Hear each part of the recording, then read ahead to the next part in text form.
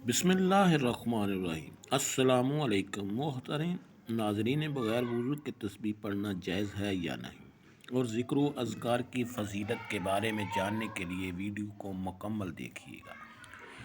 رسول اللہ صلی اللہ علیہ وسلم کا ارشاد گرامی ہے، دل دو چیزوں غفلت اور گناہ سے زنگ پکڑتا ہے، اور دو چیزوں سے زنگ دور کیا جا سکتا ہے اور دل کو روشن کیا جا سکتا ہے، استغفار اور ذکر الہی سے۔ حضرت ابو درداء رضی اللہ تعالیٰ عنہ کا قول ہے کہ ہر چیز کو چمکانے کے لیے کوئی نہ کوئی چیز ہوتی ہے، لیکن دلوں کو ذکر الہی سے ہی چمکایا جا سکتا ہے۔ علامہ ابن قیم رحمۃ اللہ علیہ فرماتے ہیں کہ ایک مرتبہ شیخ مجھ سے کہنے لگے، محبوس وہ نہیں جسے قید کر دیا جائے، بلکہ محبوس وہ ہے جس کا دل اپنے رب سے رک جائے۔ اسیر وہ نہیں جو کہ گرفتار ہو جائے، بلکہ اسیر وہ ہیں جو خواہشات کا اسیر ہو جائے۔ ایک مرتبہ حضور اکرم صلی اللہ علیہ وسلم مکہ شریف کی طرف سفر کرتے ہوئے ہمدان پہاڑ سے گزرتے ہوئے ارشاد فرمایا، مختون سبقت لے گئے۔ آپ سے پوچھا کہ اللہ کے رسول صلی اللہ علیہ وسلم مختون کون لوگ ہیں؟ فرمایا، کثرت سے اللہ کا ذکر کرنے والے، مرد اور عورتیں۔ نبی کریم صلی اللہ علیہ وسلم نے فرمایا، ذکر الہی کے لیے قوم جب اور جہاں بیٹھتی ہے تو ملائکہ ان پر گھیرا ڈال لیتے ہیں، اللہ کی رحمت ان کو ڈھانپ لیتی ہے اور اللہ تعالیٰ ان کا اپنی مجلس میں تذکرہ فرماتے ہیں۔ صحیح مسلم۔ آپ صلی اللہ علیہ وسلم نے ارشاد فرمایا، اللہ کا ذکر کرنے والے اور نہ کرنے والے کی مثال زندہ اور مردہ کی سی ہے۔ حضرت ابو ہریرہ رضی اللہ تعالیٰ عنہ نے رسول اکرم صلی اللہ علیہ وسلم سے روایت کیا ہے کہ آپ صلی اللہ علیہ وسلم نے فرمایا، اللہ عز و جل ارشاد فرماتے ہیں، میں اپنے بندے کے ظن کے مطابق اس سے معاملہ کرتا ہوں۔ جب مجھے یاد کرتا ہے میں علم کے لحاظ سے اس کے پاس ہوتا ہوں، اگر دل میں مجھے یاد کرے تو میں دل میں اسے یاد کرتا ہوں، مجلس میں یاد کرے تو میں اسے اس سے بہتر مجلس میں یاد کرتا ہوں، میری طرف بالشت آتا ہے تو میں ہاتھ آتا ہوں، ہاتھ بار آئے تو میں دو ہاتھ قریب آتا ہوں، چل کر آئے تو میں دوڑ کر آتا ہوں۔ ترمذی شریف میں ہے کہ رسول اللہ صلی اللہ علیہ وسلم نے ارشاد فرمایا، جب تم جنت کے باغات سے گزرو تو وہاں سے کچھ کھایا کرو۔ صحابہ کرام رضی اللہ تعالیٰ عنہ نے عرض کیا، یا رسول اللہ، جنت کے کون سے باغات ہیں؟ تو آپ صلی اللہ علیہ وسلم نے فرمایا، ذکر الہی کے حلقے۔ ذکر الہی سے اللہ جل شانہ ذاکر کے لیے جنت میں درخت لگاتے تھے۔ حضرت عبداللہ بن مسعود رضی اللہ تعالیٰ عنہ سے مروی ہے کہ رسول اللہ صلی اللہ علیہ وسلم نے فرمایا، معراج کی رات ابراہیم علیہ السلام سے میری ملاقات ہوئی۔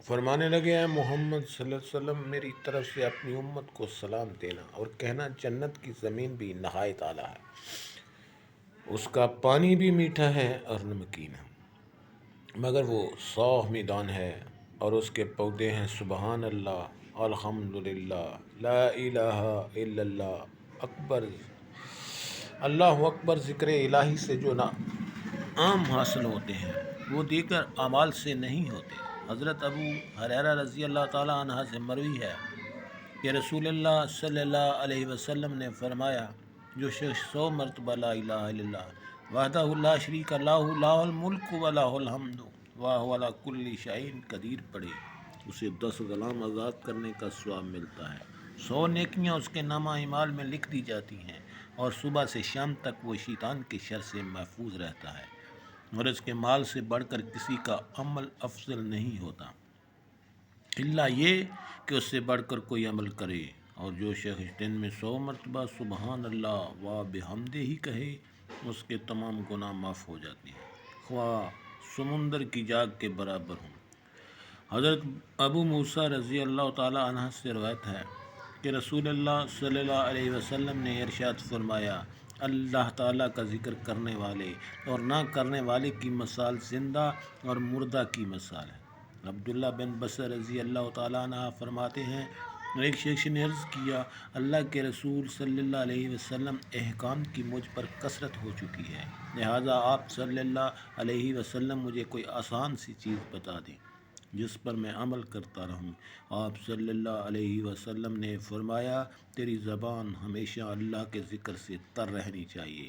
حضرت جابر بن عبداللہ رضی اللہ تعالیٰ عنہ فرماتے ہیں، میں نے رسول اللہ صلی اللہ علیہ وسلم سے سنا، آپ صلی اللہ علیہ وسلم نے فرمایا، افضل ذکر لا الہ الا اللہ ہے اور افضل دعا الحمدللہ ہے۔ رسول اکرم صلی اللہ علیہ وسلم نے فرمایا، جو قوم اللہ کا ذکر کرتی ہے تو فرشتے انہیں اپنے گھیرے میں لے لیتے ہیں اور رحمت انہیں ڈھانپ لیتی ہے اور ان پر رحمتیں نازل ہوتی ہیں۔ اللہ تعالیٰ بطور فخر ان کا تذکرہ اپنے فرشتوں سے کرتا ہے جو اس کے پاس ہوتے ہیں۔ آپ صلی اللہ علیہ وسلم نے ارشاد فرمایا، جو لوگ اپنی مجلس میں اللہ کا ذکر نہیں کرتے تو ایسی مجلس باعث حسرت اور نقصان دہ ہوتی ہے۔ اللہ اگر چاہے تو انہیں عذاب دے اور اگر چاہے تو معاف کر دے۔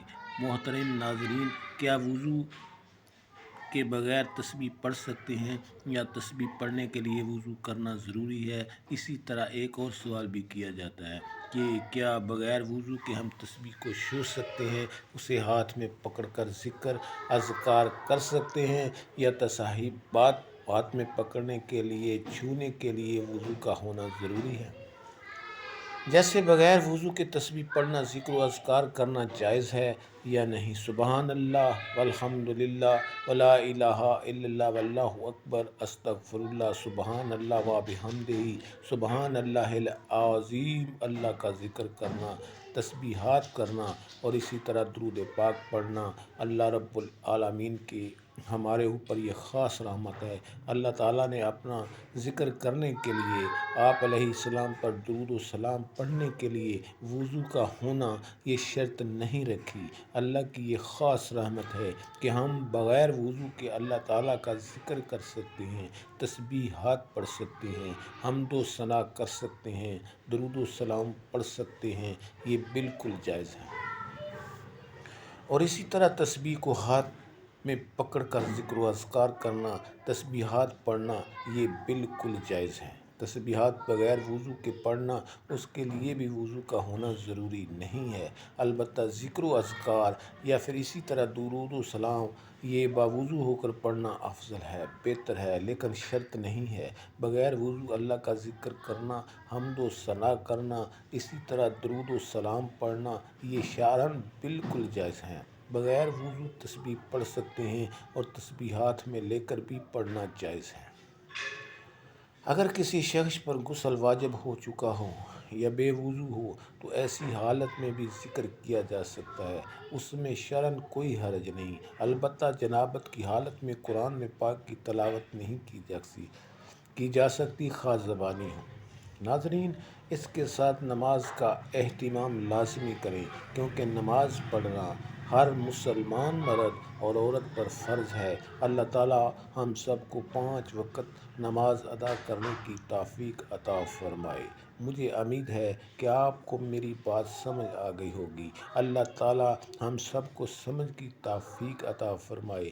دعا ہے اللہ تعالیٰ میرا سنانا اور آپ کا سننا اپنے بارگاہ الہی میں قبول اور منظور فرمائے۔ آمین ثم آمین۔